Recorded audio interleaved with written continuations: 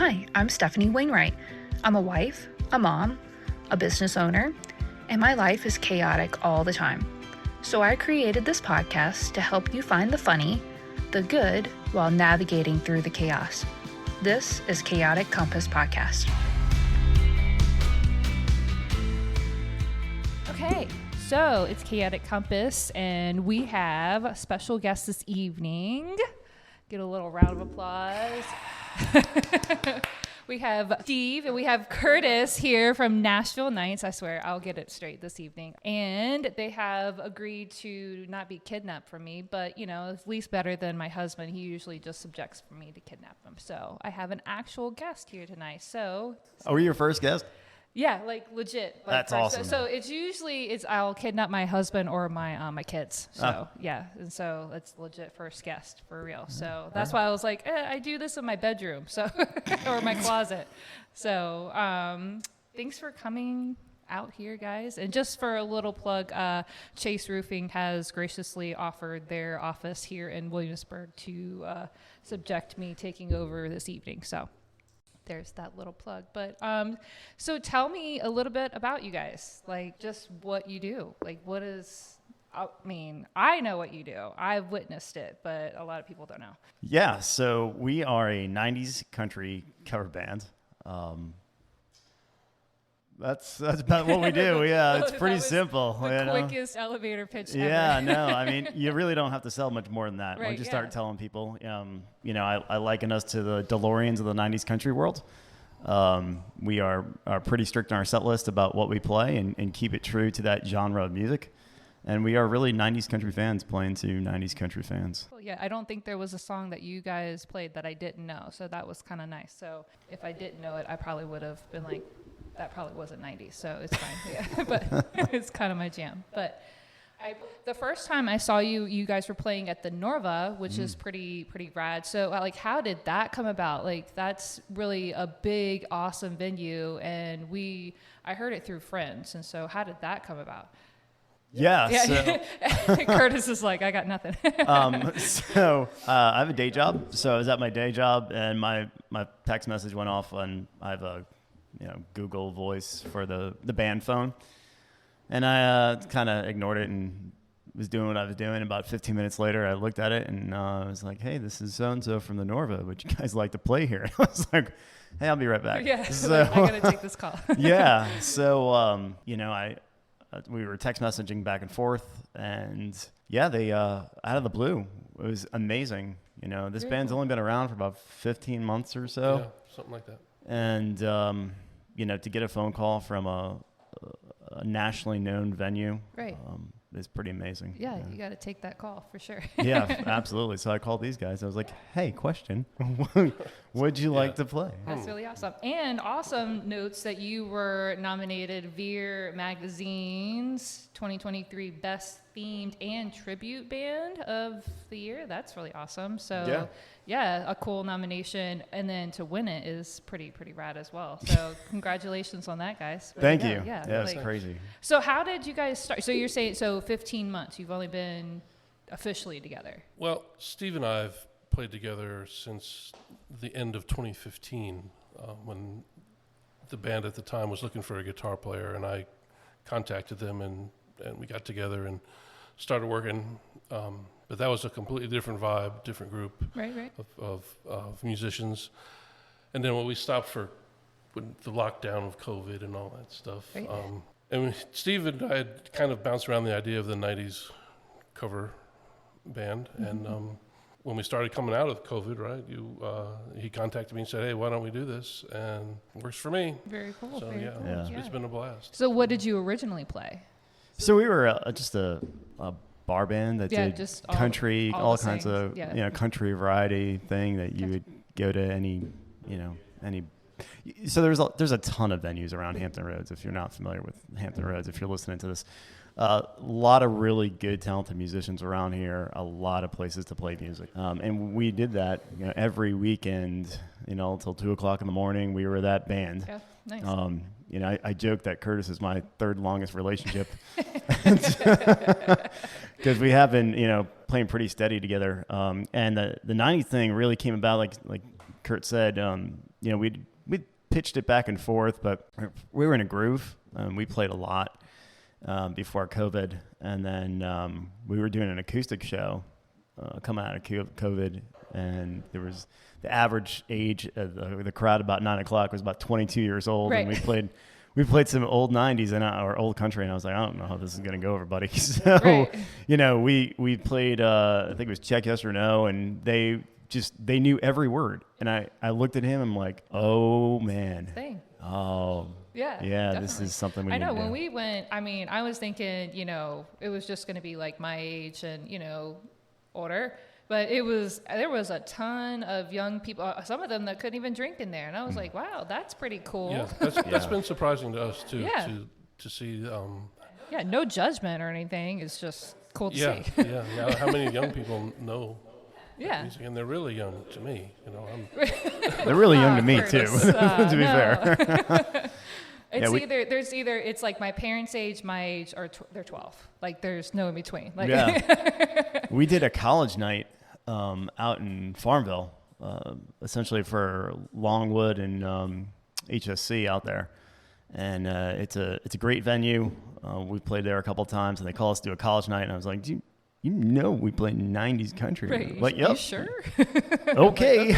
We're down. So we get out there, and those kids, not only did they pack the place, but they literally knew every word to every song. And I think it was, again, Check Yes or No. We played that, and I just stopped singing because it was crazy. It was insane. So it kind of gave us a little bit of validation again of what we were doing. Right. Yeah. Very cool. Yeah. So how have you along the lines met all of the other members of the band? Yeah. So I found Kurt on Craigslist.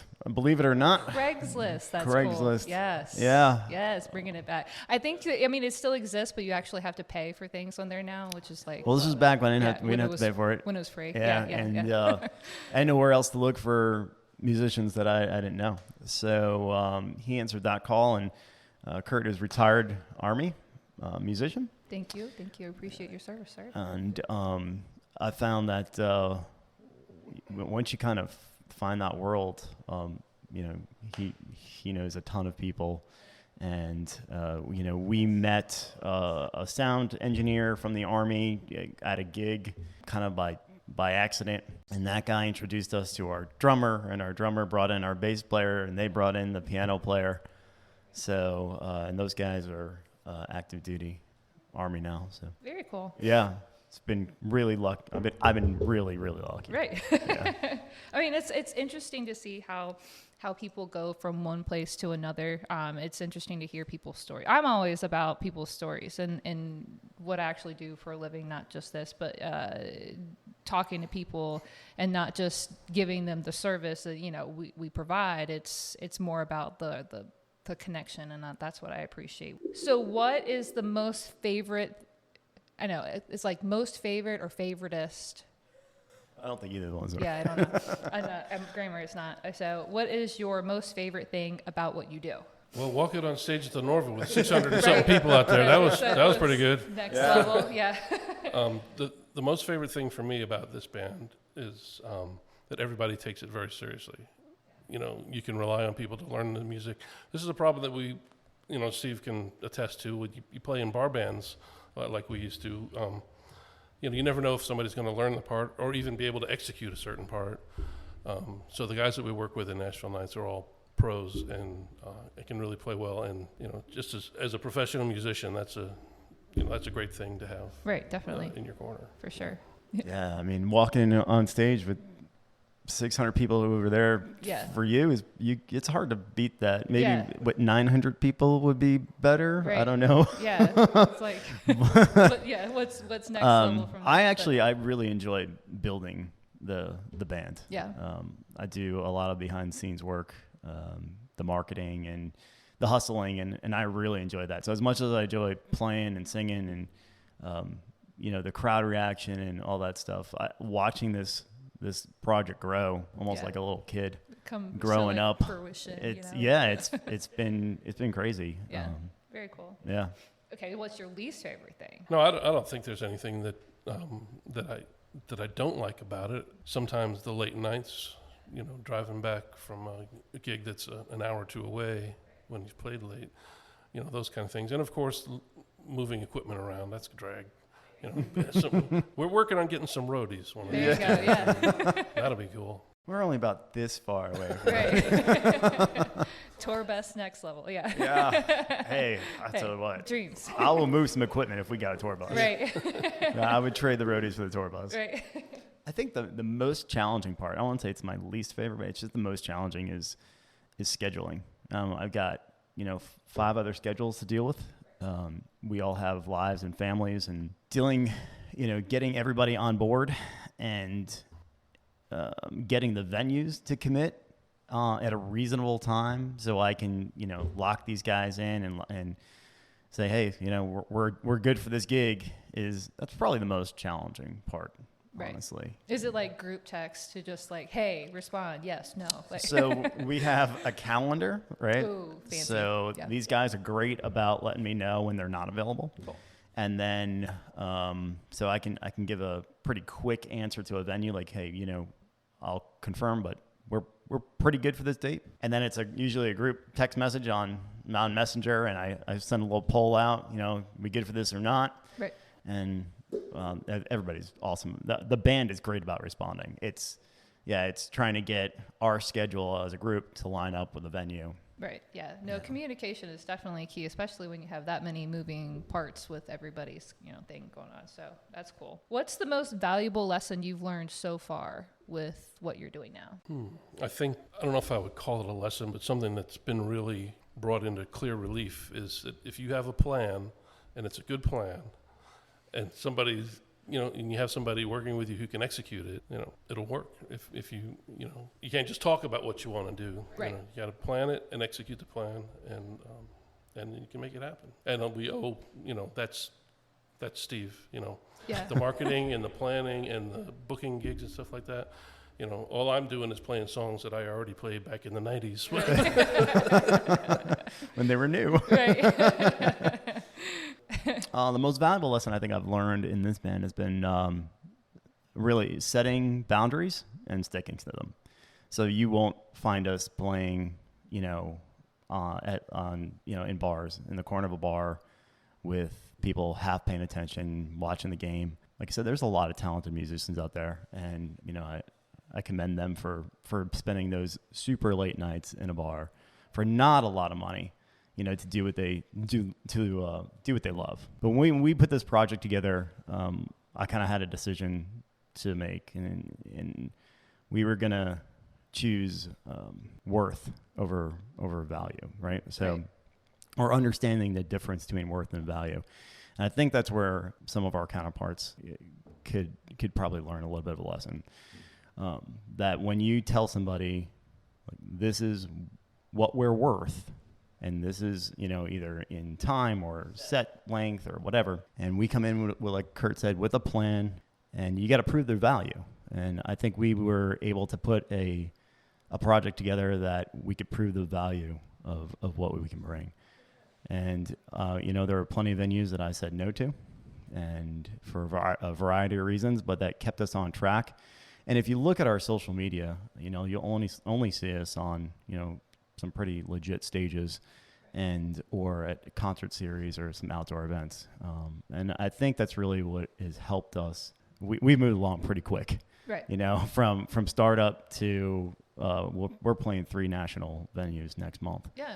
So, yeah. So were you, so have you always been selective since it's been the bigger group, or once it became the bigger group, you were like, yeah, okay. Once I had a group of unbelievable talented musicians, I could not look at these guys and ask them to play for $100 or less a night. Right. You know what I mean? Yeah.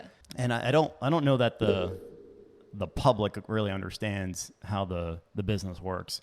But the musicians that you go see, or you're at a bar and they happen to be playing there, they're there because they love to play. And they may be playing 5-6 nights a week if they can to pay the bills, because it doesn't really pay a whole lot. But I kind of made the call and I talked to them about it, but I wasn't going to go that route. And if that only meant that we played 2 shows a month, but they were fun shows, it wasn't even about the money. It was about having a really good experience on stage. And they agreed. So it was great because I wasn't being pressured to find these guys, gigs to pay the bills. Right. And if they were happy to play 2 shows or 3 shows a month that were fun for them, and the rest will follow. The money will follow. Yeah, I mean, playing only a few shows a month is really kind of cool, as opposed to playing every weekend. Right. Yeah. Because you look forward to playing more, and you have more energy when you show up at a gig and stuff. Oh yeah, definitely. It was cool. Yeah, it stays exciting and fresh for us too. So we were able to, maybe we'll learn 2 or 3 songs here and there. We'll change the set list just slightly, so that it's not boring for us, right? And we get excited, and if we're excited, and that translates to the crowd, and the crowd throws it back at us, and we get more excited. Yeah. It's pretty amazing. Yeah. No, I appreciate that from musicians, because there's a couple of bands that we listen to, periodically, and it's like I can predict exactly which song you're going to sing. You sing it very well, nothing against you, but it's like, okay, I know what songs we're going to sing tonight, and so it's like. But no, I appreciate when do you get time to actually practice different songs as far as... So there's practice and there's rehearsal, right? Okay. So these guys are fantastic about practicing at home and learning the material. Homework. Yeah, they really do their homework. And I think I can attribute that, and Kurt can correct me if I'm wrong, that's the Army way, is you... Sure, yeah, that's a huge advantage, having people with military background, they have the discipline and the desire to do things in the right way, in a professional manner. So. But it also means when we do get together and rehearse, it's like putting a puzzle together, and we're able to, iron out the little things, here and there. And, Kurt's our music director, so he's able to, really get us all on the same quote unquote sheet of music, and get 6 people to work, no pun, in harmony, to put this amazing product out. And cool. Yeah. Nice. That's exciting. So, how many new songs do you try to introduce, and how often? Are you trying to do new things a lot, or is it just periodic? The way that we've kind of approached it is we have more songs than we need for a show. So we can rotate some stuff in and out, so it's not the same tunes every time. And then occasionally, we'll put in 3 or 4 brand new songs, like we just did the other day. We added some totally new stuff. So I guess it kind of depends on the venues we play a little bit too. We don't want to go into the same venue playing the same exact set list as we did previous. Right. No, I hear that. Yeah, it's hard though, because the set list that you heard, those are all, they're all bangers, and it's like, okay, if we're gonna take out a song like, I don't know, Neon Moon, right? What are we going to replace that with that's going to get the same reaction? Right. And it's really, it's 2 things. It's energy and reaction, right? So we write a set list to give you kind of a wave of energy as you're in the crowd. So you're not way up high for too long, and you're not bored with 3 or 4 ballads in a row, right? So we really try to write that to give the audience kind of a relief of sorts, and then bring them right back up where they're screaming and dancing and jumping around. And so it's challenging to figure out, okay, take an iconic song like Neon Moon. Let's take it out. Let's find something that works just as well. Right.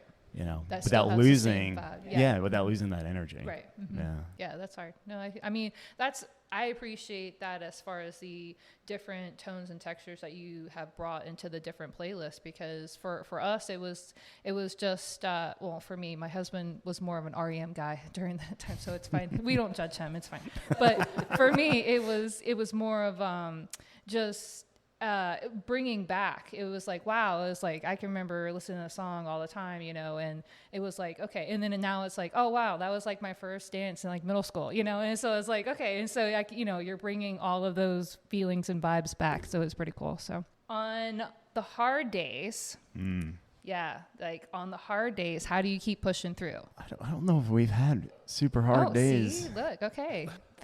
That's one of those just give it up. Look, way to go, we've been around enough projects to know that you never know when this train is going to pull into the station and stop, right?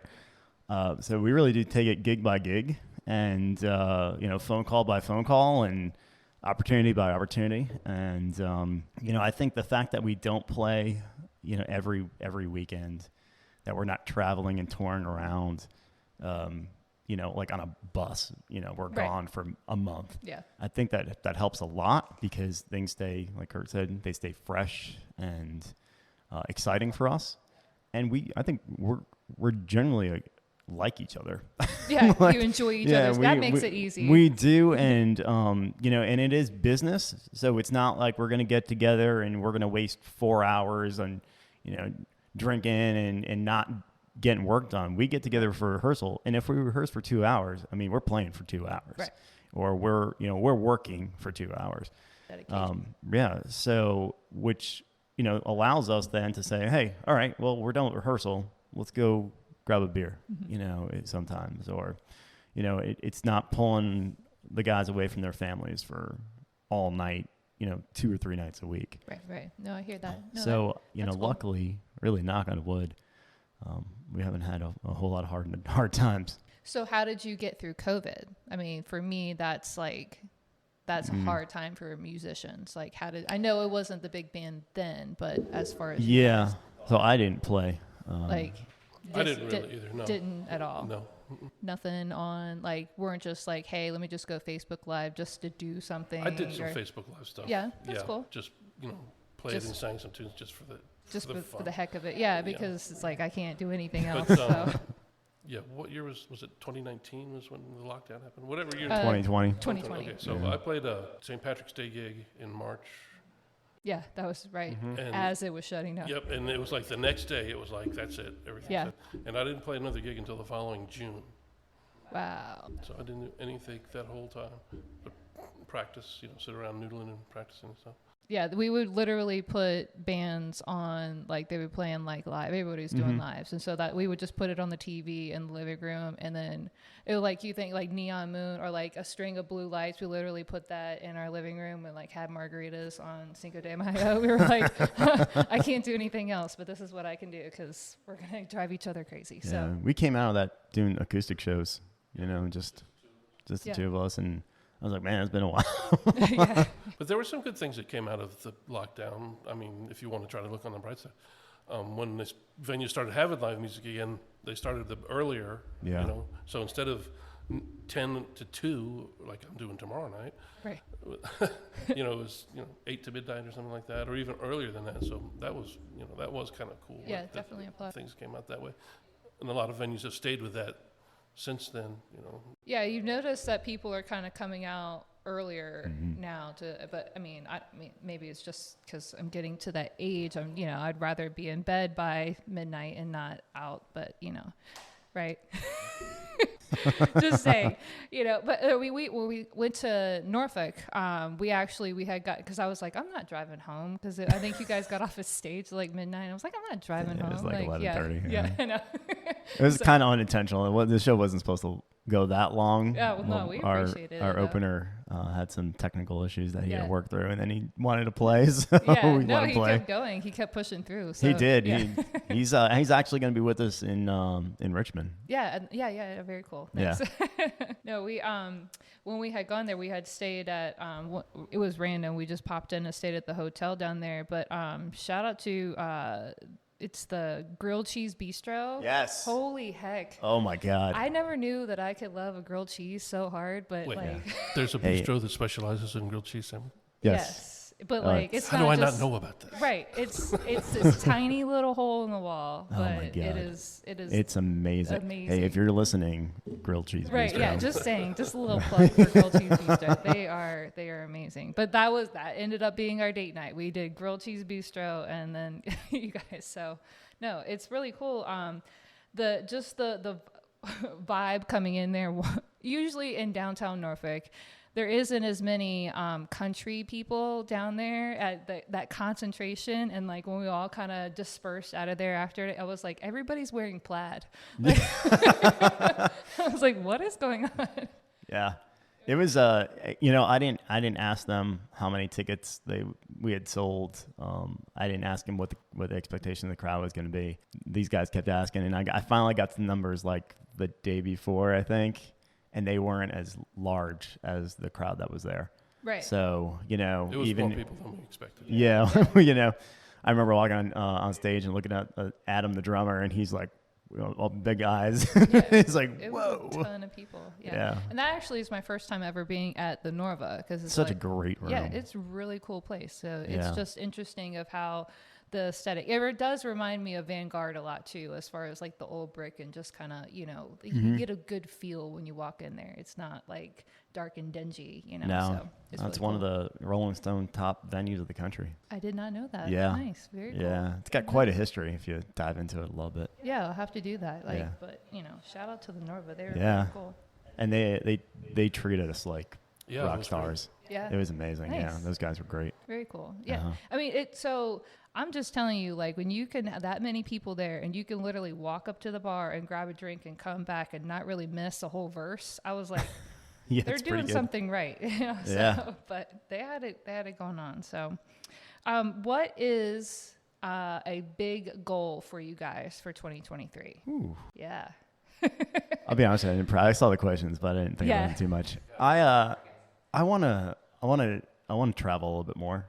Not necessarily maybe like tour it out, but I think it would be fun to go to some cool places and do a show or two and spend a day or two in that, in that town and come back, So that's one goal. I mean, like I said, we've been pretty fortunate to be where we're at right Kind of now. just riding the wave. Yeah, we are. Like I said, day by day, kind of phone call by phone call. We got a couple irons in the fire that we're really excited about. I wish I could talk about them, but hopefully you'll see some announcements pretty soon. We've got another big announcement for the Norva show on March 24th coming out next week. So I'm pretty excited about that. That's gonna be great for the people who go to the show. Nice, very exciting. Yeah, really tour around the places I've never been and play a show and kind of hang out. And we've talked about some specialized shows. Mm-hmm. Yeah. Which we might put together. I don't know if you want to talk about exactly what that was, but We had talked about maybe putting like a special night of like, for instance, Garth Brooks and Dunn. Maybe we just do like the best of. Yeah, I think it would be fun for us. I think it would be fun for the crowd, especially places that we play often. It'd be different for them, but still, man, who doesn't love those two? Right, yeah. I mean, and they have a ton, so, it's like literally just make one night of Garth Brooks, like Oh my all God. of his top hits. Not Yeah, even and like, that's another hard thing about this band is really picking which tune, because they're all so They're good, all and good to songs. not have, we got like 3 or 4 Garth Brooks songs and 3 or 4 Brooks and Dunn yeah. songs. You got to avoid overdoing it too much. Yeah, Right. to try to balance the set out a little yeah. bit. So the next Norva show, you'll probably hear a little bit more of a balanced set, but that's tough because there's so many good songs. Yeah. Yeah, I actually geeked out one afternoon and went through our entire set list and looked up where chart position of every song, Right. when it first came out. And the lowest position we had one song that was number 4. Yeah, Right. on the billboards. That was the highest it made it, and everything else was obviously almost all number 1, some number 2s and number 3s. So I mean, like Steve said, there's just, and it was such a great era of music for country music. There were a lot of really distinctive personalities at that time that were putting out a lot of good music. And that music really influenced a lot of what you hear on the radio today from some of the Right. newer artists. I mean, like Luke Combs, you can't listen to him and not hear 90s country. Right. Yeah. No, Yeah. for sure. Yeah. He's So- got a whole vibe going on there. And honestly, it's like there's only a few select people now that have that vibe. They're more, and not dogging them or anything, but it's more edgier. It's not that wholesome. It's not the feel from the 90s songs that we like. Yeah. So, but yeah. I think the 90s was really the last decade of country music where country music was really its own thing.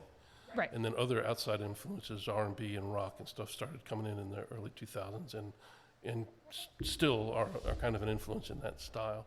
There's a lot of crossover in those styles. So that's a great thing, I think, that people like about the 90s country. It's very much its own thing. That's a very good assessment. That was a very good assessment, Kurt. Yeah, no, it was genius. Yeah. Yeah, no, I mean, like, it's interesting to see, like, the new songs that are coming out now. It's like, I think it was, like, Flo Rida is like, partnered up now, and it's like, okay, all right, you know. It's cool, but I don't know. You got the commercial side of the business, I think, is very different than the non-commercial side. I think there's quite a divide. I think when Chris Stapleton kind of came and went from writing everybody's music to actually getting in front of a mic, and people were like, "Oh my God, that guy can sing." It was like that one year that he won like 4 awards, and everybody was like, "Who's this kid? Who is this guy? He's been writing everybody's songs for 25 years." Yeah. Tyler Childress. Oh, there you go. Okay. So I think you've got like a divide in the commercial world where you've got that kind of folky Tyler Childress where people love. And then you've got the very commercialized country. You know, we got intermixed in rap and rock and country, and which is cool. It's like, but to each their own, for sure. Yeah, 100%. Yeah. It's like, and it's so interesting. So it's like my husband was very much into, you know, REM and like that vibe in the 90s, and I was very hardcore into country. But we've kind of reversed roles. I'll listen to Lithium on XM all the time, or I'll listen to old 90s country. And now he's really into like the new country artist, and it's like, I don't even know this song. Like, who is this? What? Okay, it's interesting to see the flip flop back and forth between him and I. But so you said you found us from a friend? Yeah, church. Yeah. Church. Yeah. We were. Oh, that's right. Yeah, we were at some concert, and he was like, "Hey, you guys need to check out this band. It's coming to the Norva next month." And I was like, "Oh, wow, cool." And he was like, "Yeah, all 90s country." And I looked you guys up, and it's literally like in your like, oh, I was like, maybe they sing 90s country. Like, maybe I should check that out. Yes. Church is the big tall guy. Yeah. Jeff Church. Yeah. Probably just called him out. He's not gonna be happy. I don't even know. Yeah, I'm tall, and he's taller than me. So you know, he's about 6 inches taller. He's been to like 4 or 5. Yeah. Yeah. No, he's hardcore music, really. Yeah. But yeah, hardcore country. So. And that's one of my favorite things about being in this band, is that people are coming out to see us. Mm-hmm. You know, it's not a situation where you're showing up and playing at some bar, and whoever's there is there. And every time you play that bar, those people are there. Right. Yeah, because it's their bar. Right. Yeah. People are coming out to see us because they want to come out and see us, and that's pretty cool. That's really, pretty amazing, actually. That's a blast. Yeah. It's super humbling too. You know, I'm super grateful not only be on the stage with these guys, but to be able to play for the people who are real fans of 90s country, and that's a fun experience to share with them. You know, there's only a few of the older country songs that I know line dances to, but I definitely can appreciate it because church taught me those. And so I think it's like make a little segment for line dancing songs just for those guys. Not necessarily me, but you know, for those guys. Now you got to learn one then. Like, I think you have to learn a line dance song just so. You see, I'm not. I am terrible at that. Like, no, we're not going to do that. Sorry. No, well, I'll be limping on stage with crutches. It's like, much more fun watching those guys do it. Yeah. Nice. Very cool. No, I think that was all I had. So did you want to talk about your upcoming shows that you guys got absolutely. coming up? Yeah. So this weekend we're up on the Eastern Shore. So if you're up there listening, there's still some tickets available. We're at the Exmoor Moose Lodge. They're putting Saturday the 18th. Yep. But before that, if you're down in Chesapeake, we're doing an acoustic teaser at Pale Horse Coffee. They're one of our sponsors. So we're doing a little acoustic thing down there about 11 o'clock in the morning on Saturday, February 18th. We'll be there till about 1 o'clock, headed up to Eastern Shore for that show. So there's still tickets available for that. And then March is a pretty big month for us. So on the 18th, we'll be in Hampton at the Vanguard. It's kind of home base for us. Doing a St. Paddy's Day weekend show. So a little country on St. Paddy's Day weekend. And then big end of the month, we got the 24th. We're at the Norfolk. 25th at the Richmond, the National in Richmond, and the 31st we're at Rams Head Live in Baltimore. Ooh, that's we're really excited about that. And there's talking about going away for a weekend. There you go, like you make absolutely. It's happening slowly, gig by gig, right? But there's, like I said, there's a couple other irons in the fire around the end of the month too. So we're hoping to make some big announcements. But for the Norva, we've got Tailgate Down is going to open for us, and then we're doing an after party which I'll announce right now. So, okay. Yeah, here we go. After party at Chicho's on Granby, right behind the Norva. Tailgate Down will be playing that after the show. Very so cool. Everybody can come hang out with us after the show and listen to those guys and have a couple beers and eat some pizza. Cool. Interesting. That's fun. Yeah. Yeah. A little closer setting, so it can actually be, more meet and greet and talk. Yeah, and meet and greet and just hang out. And those guys are great. So listen to some more music. And another big announcement coming up next week for the Norva show. Yeah, well, stay tuned. You guys have to check Nashville Nights out. They're on Facebook and Instagram, so they post regularly as far as what they've got coming on. So check them out. If you can't remember the band name, just remember that 90sccountryband.com. Yeah. Very cool. No, that's it. I appreciate you guys coming all the way out here. We're up in Williamsburg, so it's a little hike, but no problem. Thank you for having us. Yeah, thank you. All right, thanks. So just wanted to take one more moment to thank you guys for tuning in and listening to the lead vocalist and the lead guitarist from the Nashville Nights band, the 90's country band. So it was really awesome to sit down with these guys. And so Jake, thanks for listening through the whole episode.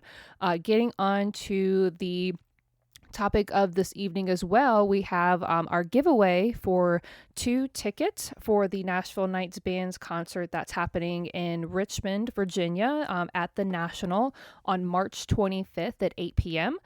And those 2 tickets are going to Sally Harrison. She was on Facebook. I don't see a town where she's at, but we're going to reach out to Sally Harrison on Facebook and get her those tickets. So again, thanks guys for tuning in, and I hope you have a wonderful day. Thanks for tuning in, guys. I appreciate all of your love and support. If you really loved today's episode, you should subscribe. And if you subscribe, then you get notifications of when my next episode launches. So another way to be super awesome would be to leave a rating and review or recommend it to your friends and family. If you're wicked awesome, you've already done all 3. Another way to keep up with me and my crazy family is check out my website at chaoticcompass.com, and I do blog and other stuff there. So I appreciate everything for you guys. I do this for you, so keep it up, because the more you subscribe, the more I do.